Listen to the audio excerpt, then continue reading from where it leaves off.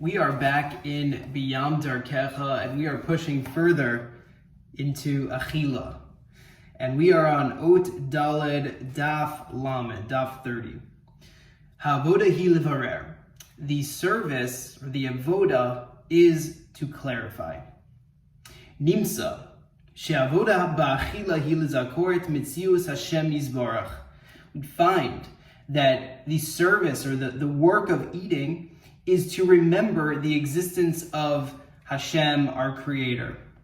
Lizkor shehu advar hamiti, to remember that He is the truth. V'lo li'itpatot acharei hachitzonius, and that we should not be seduced after external things, materialism, thinking that the food is just, how it looks and what the shell is. V'zenikra levaret hanitzotzos, and this means to clarify the nitzotzos, these sparks of godliness that are embedded within the food.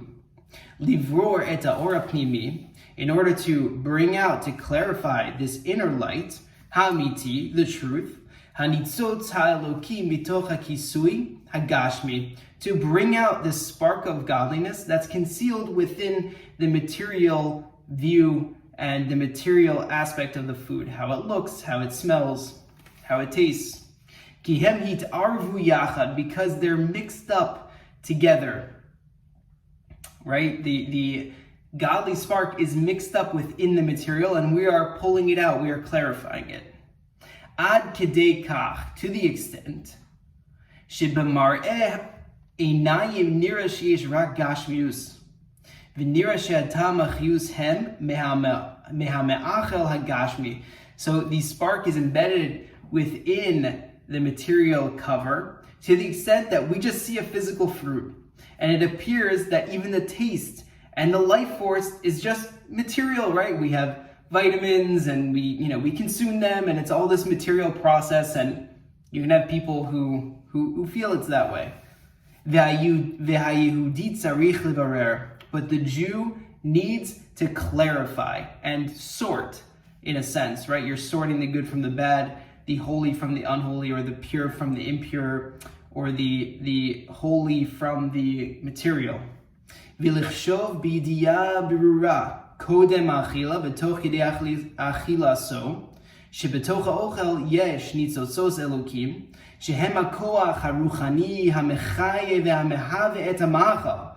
So a person needs to think and establish this clear knowledge before eating, that embedded within the fruit are these sparks of holiness, which give a person strength and spirit and enliven them and give the essence to the food itself. And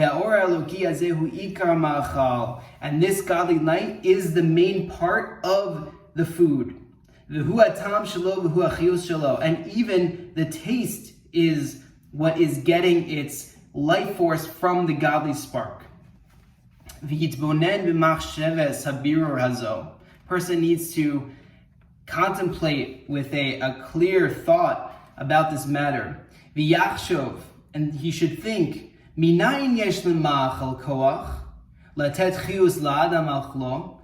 does this food get its strength from? Or why do I feel strength after I eat? What gives strength and life force to man through the food? It's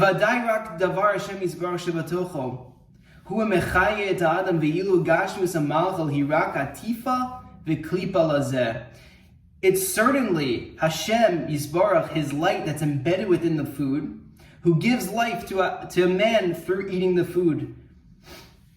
And it's just this material cover that makes it look like we're not getting our life force from Hashem directly.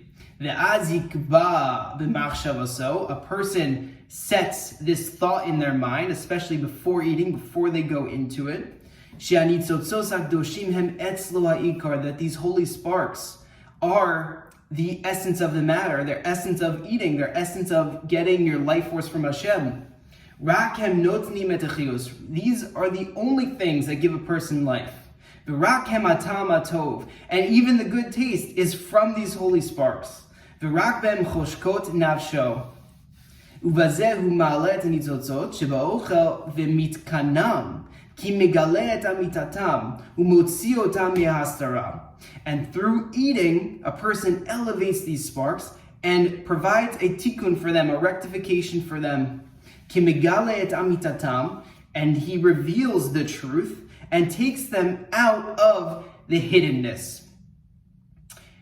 There are a lot of things that need rectification, and I know sometimes I say in these videos that it's above my pay grade, but there are people, souls of people, and other souls of other things embedded within the fruit.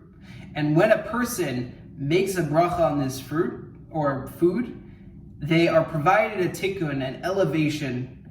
It could be a certain soul had to be reincarnated in the fruit, and perhaps they're waiting to get into Gehenom in order to have a final rectification so they can keep going through the next phases. And they're waiting for a Jew to make a bracha and elevate them. So it's almost a scary thought. Every time we should eat, we have to make sure that we're going in with the right mindset, because we could literally be helping out another soul. And I'm going to probably pause it there because it's a little bit of a longer paragraph, but I wanted to make one last point, that there's an idea, and we just read this in the Parsha a couple weeks ago, that the Jewish people had to make all these stops in the desert. What was going on there? So the commentaries Chazal bring down that in each one of those places, they were removing the sparks of holiness and elevating them. And so they had to stop at each one of those places in order to elevate the godly sparks. You could think about this similar to your own life. You might have lived in different places. You might have to do different jobs, only so that you have a certain conversation with someone in one place, make a bracha in one place. We don't know, we think we're directing our lives, but really we're at the steering wheel. Hashem is steering us. And so think about every place you go and how you are elevating the sparks in those places, making a Kiddush Hashem. We could do that through eating every day. We could see how we're connecting to Hashem's light if we go in with the right mindset. So we're going to pause it there, and we'll continue on this avoda of eating with holiness. And I can say that it's a struggle for me too. This morning I started with the right mindset, then after a few bites lost it. But at least I'm starting to build that awareness, and it's becoming a holier thing for me. So God willing, we shall all be successful in this avoda.